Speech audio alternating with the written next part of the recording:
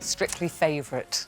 Someone's written this for me, by the way. I was going to say, Strictly that's nicely Favourite, done. who's entertained us all from the very beginning. But now he's ditched the ballroom for the ballpoint pen. Do you like that? That's very It's good, isn't it? Yeah. He's got his debut best-selling, FYI. book, Anton Du Beke is here. Thank you. Yes, it's lovely to see you. Still in shirt and tie, suited and booted always. It must be nice. That's all I've got.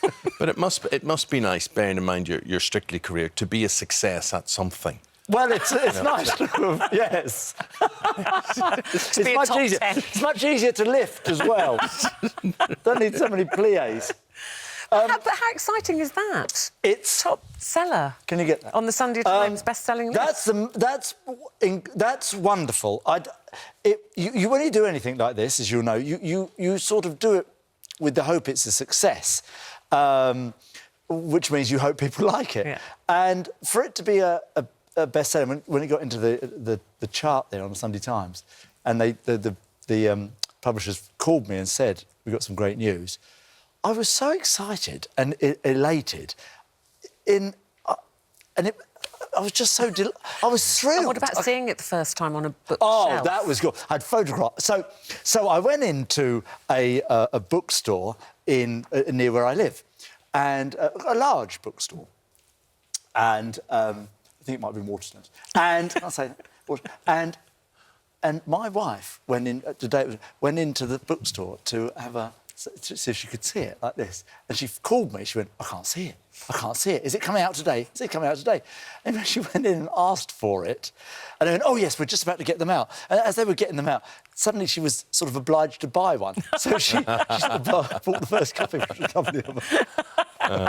But I can't tell you what it's like. You go down and they're in the window there. Yeah. Oh, so just thrilling. This is based on... I mean, you say these aren't real-life characters, but people that you have known in your life, old dancers that have told you all these wonderful stories. Yeah, exactly that, really. I mean, it's a story that's been sort of milling around in my head for years, really. And it's not autobiographical, but I call it the story of my life, but it's not autobiographical. It's just all the people I've ever met and stories I've heard about, incredible people who I've conjured up in my own imagination. And the hotel... 1930s, it's very glamorous. I think it's a very interesting... Is Ruth in there? Because I think she should have been in the 1930s or 40s. In the Coming Up novel, I've got another one coming out in October, the sequel, and you two are actually both of us in it, Lord and Lady. I won't give too much away. You're quite large characters, obviously. Thanks. No, Portly. And it's quite a big chapter. Do they get on? Well, they're tremendously well. They eat at separate ends of the dining room table. But so yes, from that perspective, the characters I was familiar with. So now you've got the bug. You are a go-go. You are just prolific. Yeah, well, I am. And that was interesting, really, when we were talking about doing book two. It's what do you do with... Number one, and I don't mean this in a flippant way, was sort of easy. It's a story that I've got in my head. And I've got wonderful publishers and wonderful editors who keep me on track. So that was OK. Two, on the other hand, it's what do you do with two? Do I set it somewhere out in the distance and it has no relation to or one? Does it follow on? Can it follow on? Follow on, yes. Does it follow on immediately after, or do I wait 5 years? Then what happens in those 5 years? I think it's harder, actually, because it's like second album, isn't it? There's more expectations. So your first one you don't really know, then it's so successful, then you're looking for another number one bestseller. You've got to think of who you're going to kill off and who you're going to bring in, and you don't want to rewrite the first novel. I mean, you've got to make it a bit... So, yes... Talking about killing off, they haven't killed you off on Strictly, then. No! Hooray! Hey! How many of your dance partners would you like to have killed off in that time? They've all been ladies of which I hate to speak about ex-wives and I'm with you. Sorry, Mother.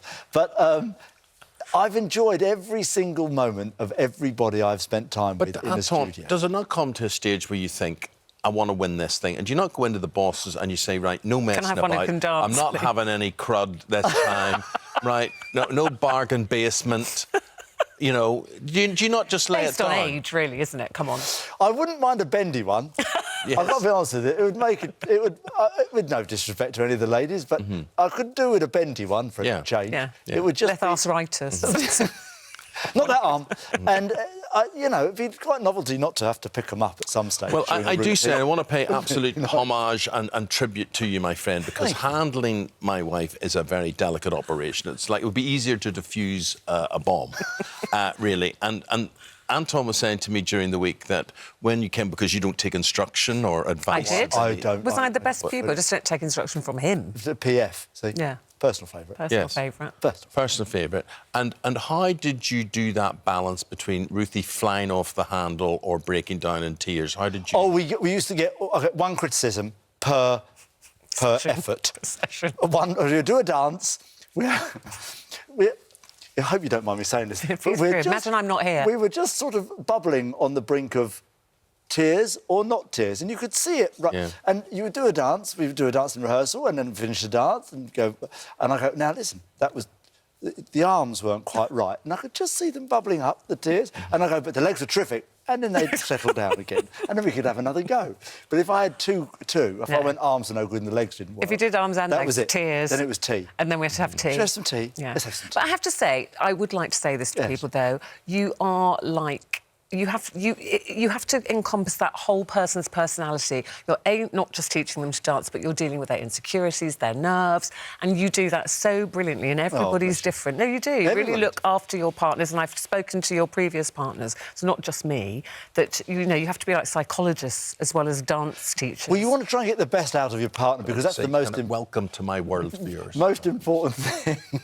You live a fantastic life. Yeah. I mean, look at you, what you... I have to deal with all the nerves and the insecurities. You get one criticism. No, I get a kick in the shins. You get one criticism. If I'm lucky. The arms didn't work quite well. Try some tea. I never kicked you, did I? Never kicked you. Fell on top of you once. Well, never I kicked didn't you. mind that at all. I think we should... Let's clear this up. Did you fall on top of him or did he fall on top of you? Who fell? Do you know, it was artistic interpretation of the music, I felt. Didn't you agree? And I've got to be honest with you, the rolling on top was a surprise to both of us. But I think it was... taking my comedy moment when it was there. I think it was appropriate to the number. And it's memorable. It'll always be in one of those montages, won't it? There you go. You know, a lot of... You know, darling, I would just like to say, in both your defences, a lot of people think the two of you were useless. But I would like to point out... No, they finished 9th. Thank you. Yeah. 9th. We were 9th. We were very near the semi-final. In a field of what, 20, wasn't it? We were robbed. 15. We were robbed. So robbed. We were so But anyway, we don't want to talk about that. There you go. One Enchanted Evening is now out in paperback. It's a great read. Anton Du Beke, Book 2 coming soon. Book 2 in October, Thank yes. And Strictly in whenever it is. Later this year. Yes, yeah, we start in August. Yeah.